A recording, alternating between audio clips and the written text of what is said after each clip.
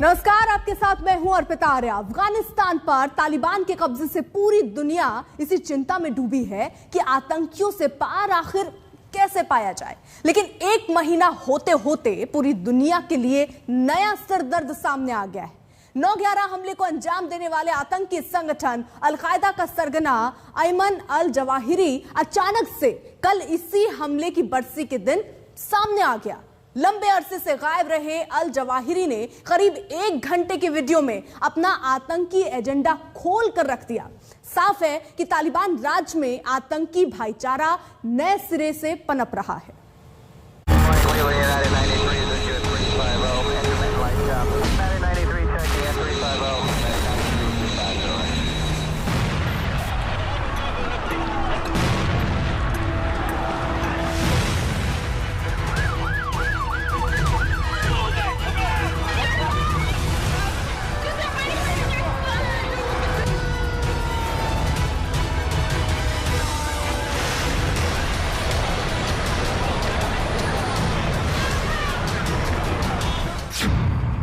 ISI chief का काबुल दौरा, तालिबान का कैबिनेट, इस्लामाबाद में बड़ी बैठक और अब अल-कायदा चीफ की मुंह दिखाई। पिछले चंद रोज में हुई ये बड़ी बातें इस बात की भूमिका तैयार कर रही हैं कि तालिबान के कब्जे में आया अफगानिस्तान किस रास्ते पर बढ़ रहा है। सबसे बड़ी हलचल एक दिन पहले की है। अमेरिका पर 9/11 आतंकी हमले की बरसी पर अल-कायदा का चीफ अयमन अल जवाहिरी अचानक जाग उठा। जवाहिरी कई सालों से अंडरग्राउंड था, लेकिन शनिवार को दुनिया ने एक बार फिर इस खतरनाक आतंकी सरगना का चेहरा देखा। शनिवार को अल जवाहिरी का ताज़ा वीडियो सामने आया। ये वीडियो अल-कायदा के टेलीग्राम चैनल अल सहाब मीडिया पर अपलोड किया गया। 60 मिनट के वीडियो में जवाहिरी ने जिहाद को लेकर कई बयान दिए। जवाहिरी ने अमेरिका पर हुए 9/11 हमलों को सही ठहराया। 9/11 के हमलावरों की जवाहिरी ने तारीफ की। नए वीडियो में चेहरा दिखाने से पहले जवाहिरी महीने भर पहले भी चर्चा में आ चुका है। अफगानिस्तान पर तालिबान के कब्जे के बाद जवाहिरी के नाम से तालिबान चीफ अखुंदजादा के लिए एक बधाई संदेश जारी हुआ था। जवाहिरी ने तालिबान के साथ कदम मिलाने की बात भी कही थी, लेकिन तब इस बधाई संदेश पर शक जताया जा रहा था, क्योंकि पिछले साल जवाहिरी की मौत की खबर आई थी। लेकिन इस वीडियो के जरिए अल-कायदा ने 2 संदेश साफ दे दिए। पहला संदेश ये कि आतंकी संगठन का सरगना जिंदा है और स्वस्थ है। इस बात की पुष्टि इससे हो रही है कि वीडियो में जवाहिरी अफगानिस्तान से अमेरिका के जाने की बात कर रहा है। दूसरा संदेश ये कि तालिबान और अल-कायदा का गठजोड़ काल्पनिक नहीं बल्कि सच्चाई है। इसका सबूत ये है कि लंबे अरसे बाद तालिबान राज में जवाहिरी कैमरे के सामने आया। एक तरफ तालिबान दुनिया से मान्यता लेने की तरकीब भिड़ाने में लगा है, बार बार ये भरोसा दे रहा है कि उसकी जमीन दूसरे देशों के खिलाफ इस्तेमाल नहीं होगी, तो दूसरी तरफ आतंकी भाई भाई वाला भाईचारा भी छिपाए नहीं छिप रहा है। چې د افغانستان خاوره د گاونډیو او یا د نورو ملکونو په ضد استعمال سی او یا دغه په خلاف استعمال سی। ये जो असली जड़ है, जो तालिबान के पीछे, आईएसआई के पीछे, अल-कायदा के पीछे जो ताकत है वो पाकिस्तान है। अनलेस एंड अनटिल अमेरिका बड़े पैमाने पर पाकिस्तान के खिलाफ कार्रवाई नहीं करता तो ये 9/11 जो है दोबारा हो सकता है। अमेरिका समेत दुनिया को किए गए अपने वादे का बंधन तोड़ने के लिए तालिबान मचल रहा है। भूमिका बनाने के लिए 9/11 की साजिश के लिए तालिबान ने नई थियरी तैयार की और बयान जारी किया। 9/11 आतंकी हमले में ओसामा बिन लादेन का हाथ नहीं था, ऐसा कोई सबूत ही नहीं मिला है। जारी बयान में कहा गया कि ऐसा कोई सबूत नहीं था जिससे कहा जा सके कि 9/11 के पीछे ओसामा का हाथ था। 20 साल की जंग के बाद भी कोई सबूत नहीं मिला है। सिर्फ एक बहाने के आधार पर यह जंग छेड़ी गई।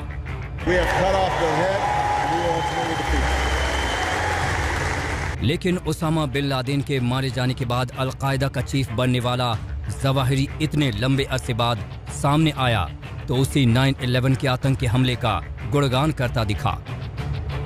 शनिवार को जारी हुए वीडियो में जवाहिरी कह रहा है कि हमें उन 19 मुजाहिदीनों को नहीं भूलना चाहिए जिन्होंने अमेरिका के दिल को घायल किया और ऐसा हमला किया जिसका स्वाद अमेरिका ने इससे पहले कभी नहीं चखा था। अफगानिस्तान की सच्चाई पानी की तरह साफ है। इसके बावजूद कुछ देश अपने एजेंडे के लिए आतंक के समर्थन से भी परहेज नहीं कर रहे हैं। इन्हें सोचना होगा कि जिस सांप को वो आज दूध पिला रहे हैं वो पलटकर उन्हें भी काटेगा। इतिहास ऐसे उदाहरणों से भरा पड़ा है।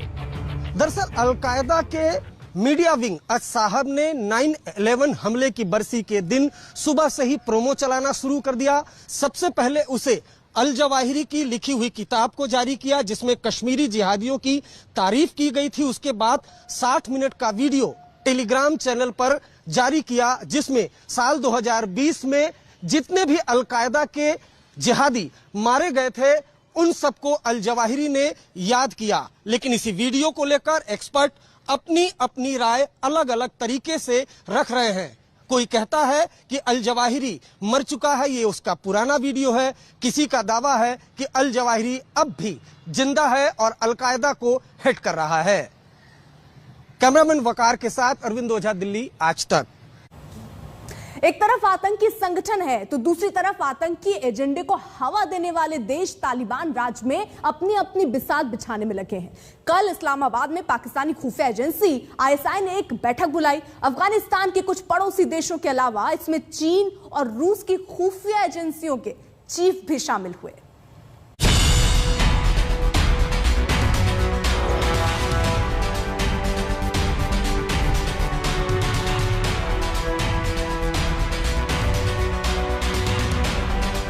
पांच सितंबर को ISI चीफ काबुल गए। 11 सितंबर को इस्लामाबाद में ISI की बड़ी बैठक।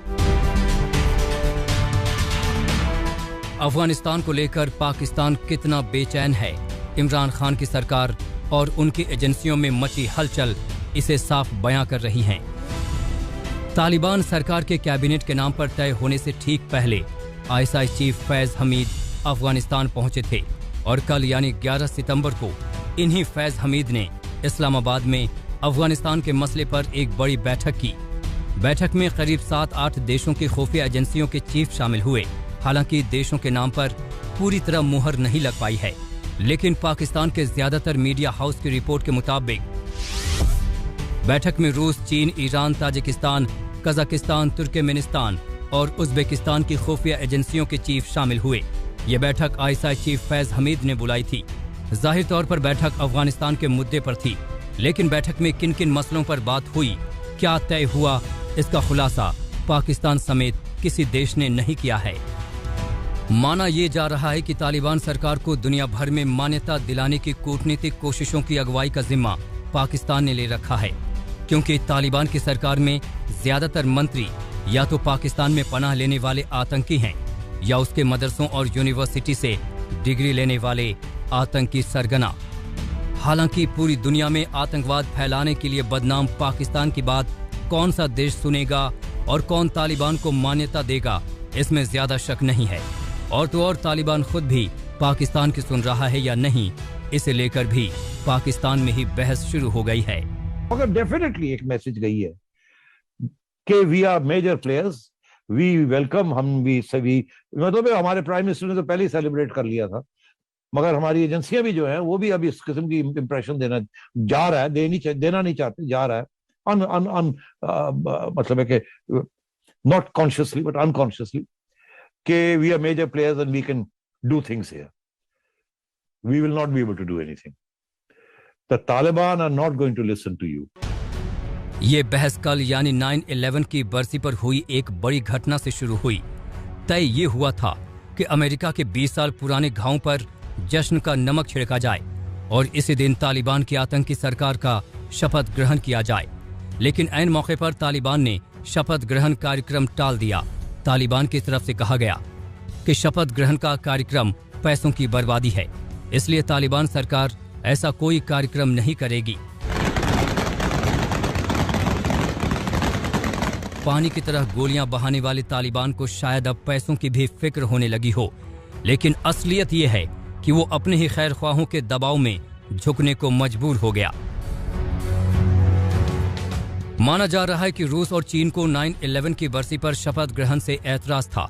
दोनों देश भले ही अमेरिका के धुर विरोधी हों, लेकिन ऐसे कार्यक्रम में उनका शामिल होना सीधे सीधे आतंकवाद के पक्ष में खड़े होने जैसा होता। लिहाजा इनके दबाव में ही तालिबान को शपथ ग्रहण का कार्यक्रम रद्द करना पड़ा। तालिबान की खुद की करतूतें भी अलकायदा और ISIS जैसे आतंकी संगठनों से अलग नहीं हैं, लेकिन काबुल एयरपोर्ट पर हुए आतंकी हमले की निंदा करके उसने अपनी नरम छवि दिखाने की कोशिश की है। अब उसके सलाहकार यही नसीहत दे रहे हैं कि खुलेआम आतंक का समर्थन देकर छवि बिगाड़ने की बजाय चुपचाप आतंकी एजेंडा चालू रखा जाए। बहुत मुमकिन है कि इन्हीं चालबाजियों की नई रूपरेखा तैयार करने के लिए इस्लामाबाद में कल मीटिंग बुलाई गई थी। चीन और पाकिस्तान की जोड़ी का ये खेल तो पहले ही बेनकाब हो चुका है, लेकिन इस अमेरिका से बैर भुनाने के नाम पर इस खेल में रूस का शामिल होना भारत के लिए बड़ी चिंता बन सकती है। आज तक ब्यूरो। उधर तालिबान के कब्जे से आजाद पंजशीर को लेकर तरह तरह के दावे सामने आ रहे हैं। तालिबान का कहना है कि पंजशीर पूरी तरह उसकी मुट्ठी में है, तो विद्रोही लड़ाके मोर्चे पर डटे होने का दावा कर रहे हैं। हालांकि इस बात के पूरे संकेत हैं कि पंजशीर के हालात ठीक नहीं है और तालिबान के खिलाफ आखिरी दीवार कभी भी ढह सकती है।